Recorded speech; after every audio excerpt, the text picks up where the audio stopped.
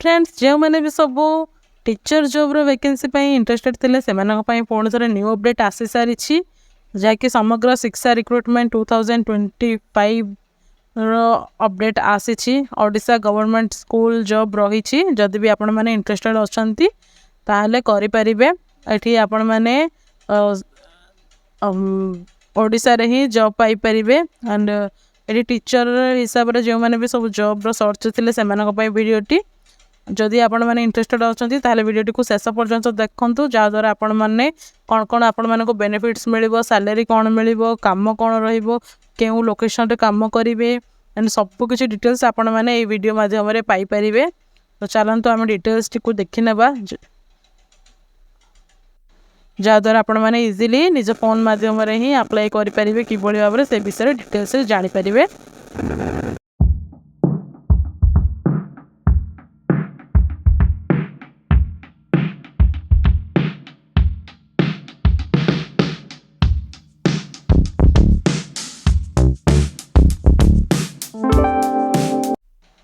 Hello friends नमस्कार जय जगन्नाथ आपण मानक आम यूट्यूब चैनल जॉइन टू जॉब रे बहुत बहुत स्वागत जनाऊँ। फ्रेंड्स समग्र शिक्षा रिक्रुटमेंट तरफ वैकेंसीज आसी ओडिशा रे ही आपण माने टीचर जॉब वैकेंसी जदि चाहूँगी ताहले करेंगे एंड जो मैंने भी टीचर जॉब पे इंटरेस्टेड अच्छा आपण मानकर फैमिली कि फ्रेंड्स मान सहित वीडियोटी शेयर करनी जहाँद्वारा से भी यही अपडेट को जानीपर। तो चलतु आम आ डेरी नक डिटेल्स टी देखी नेबा जदि आपण मैंने आम चैनल को प्रथम थर कर चैनल को सब्सक्राइब करेंगे एंड पाखे बेल आइकन को ऑन रखिए जहाँद्वारा आपण मैंने भाव में न्यू न्यू जॉब अपडेट सब पाइपर।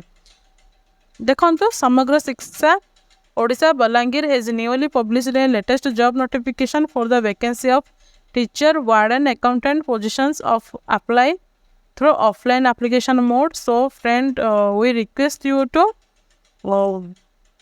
आपण मैंने सब डिटेल्स जानतु डिटेल्स रे देखो Odisha Samagra Shiksha recruitment 2025 details organisation name रोचे Samagra Shiksha Balangir type of job contractual रोचे गवर्नमेंट जॉब रोचे स्कूल जॉब रोचे कैटेगरी रे name of the post various post रोचे बहुत सारा वैकेंसीज अच्छी एप्लिकेशन मोड ऑफलाइन रोचे स्पीड किंबा रजिस्टर पोस्ट माध्यम आपण मैंने अप्लाई करेंगे। Who can apply all Odisha candidate एथि अप्लाई करेंगे and place of posting Odisha रोची लास्ट डेट 19 तारीख रोची 19 तारीख जुलाई 19 तारीख सुधा आपण मैंने अप्लाई करवा निहाती दरकार। Gender both male and female candidate यही अप्लाई करेंगे। Odisha Samagra Shiksha recruitment 2025 eligibility criteria educational qualification देखो part time teacher science and mathematics candidates should have completed BSc with BEd teaching jobs. तो आपण मैंने बैचलर्स डिग्री साइंस रे करेंगे एंड बीएड करेंगे जब part time teacher science and mathematics होगापी चाहते ताहले if trained candidate are unavailable the untrained BSc graduates candidates may be considered. तो जो मैंने जदि बीएड करना ताहले भी ये अप्लाई करंतु जो मैंने भी सब बीएससी करिसेंती ग्रेजुएशन कंप्लीट करिसेंती साइंस रे से मैंने भी अप्लाई करेंगे।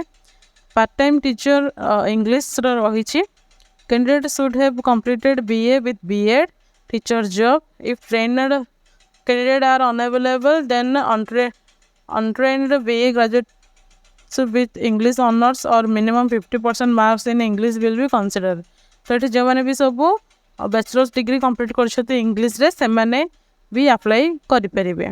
Part time teacher Sanskrit and Hindi जो मैंने सब बीए करिसेंती एंड और साहित्य आचार्य करिसेंती से मैंने ये अप्लाई करेंगे। May also non Hindi teaching हाँ देन वार्डन पे रही candidate should have completed BA और बीएससी विथ बीएड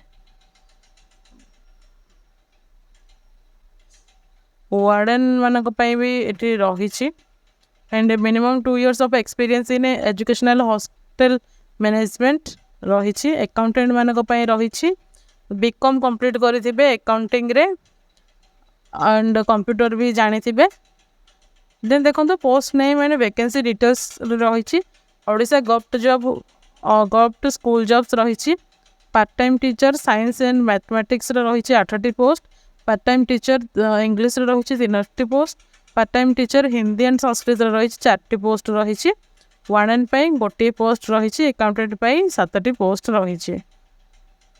तो ये भाव में बहुत सारा वैकेंसीज आसी। तो वीडियोटी बहु माध्यम शेयर करनी जहाद्वारा बहुत सारा कैंडिडेट एथि उपकृत हो पारे। एज लिमिट देखु ये 18 वर्ष रु 35 वर्ष बयस मध्य रही निहाती दरकार। एंड जो भाई सब गवर्नमेंट जहाँ भी गवर्नमेंट सब एज रिलैक्सेशन रही लागू रही। सैलरी देखु ये part time teacher science and mathematics 8250 टंका पर मंथ रही, पार्ट टाइम टीचर इंग्लिश भी 8250 रही, टीचर जॉब रे ये पार्ट टाइम संस्कृत टीचर मान 8250 रही, वार्डन 23292 टंका रही, एंड अकाउंटेंट रही 15125 टंका रही। सिलेक्शन प्रोसेस देखु ये सिलेक्शन प्रोसीजर कौन रोचे ना ये आपण मानकर प्रथमे करियर मार्क आपण मान काउंट रहिबो, देन रिटर्न टेस्ट रहिबो अकाउंटेंट वाइवा वॉइस टेस्ट भी रहिबो वार्डन और अकाउंटेंट देन डॉक्यूमेंट वेरिफिकेशन रहिबो, देन आपण मानकर यही जॉब टी पाई परिबे। Interview those candidate selected on their mark basis, then shortlisted candidate will be invited for the interview cum verification of certificates. तो ये सर्टिफिकेट वेरिफिकेशन पर अकाउंटेंट छाड़ी जो भी टीचर मानकर से ओनली इंटरव्यू रहिबो, से कौन से एग्जाम रहिबनी। देन ये एप्लिकेशन फी समस्त फ्री रही, तो फ्री रे अप्लाई करें। देखो ये आपण मानकर कौन कौन सब सर्टिफिकेट लगे, qualification certificate, certificate indicating the date of birth, 2 recent colour passport size photo, cash certificate, जदि आपण मानकर कौन से एक्सपीरियंस थाए ताहले सेटा को भी आपण माने एठी अटैच करि परिबे। देन देखंतो इम्पोर्टेंट डेट्स रही, apply start date already started जैकि स्टार्टेड ऑलरेडी हो सारे 25 जून रु अप्लाई स्टार्ट हो सारे 19 जुलाई रे शेष होगापी जाऊँगी। तो आपण मैंने निहाती अप्लाई करनी।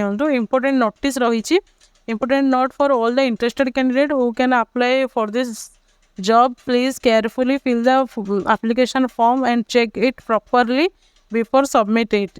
Before last date you must have submit and given correct information, otherwise your application form will be rejected.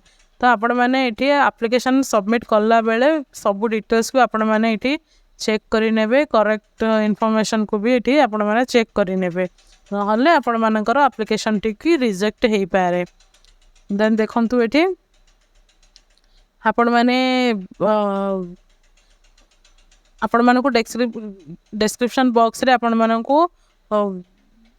Official notification भी मिल जिवो, सेथिरे आपण माने इजीली अप्लाई करि परिबे। पोस्टल एड्रेस देखंतु एठी पोस्टल एड्रेस भी आपण मानक डिस्क्रिप्शन बॉक्स रे मिल जिवो। देन आपण माने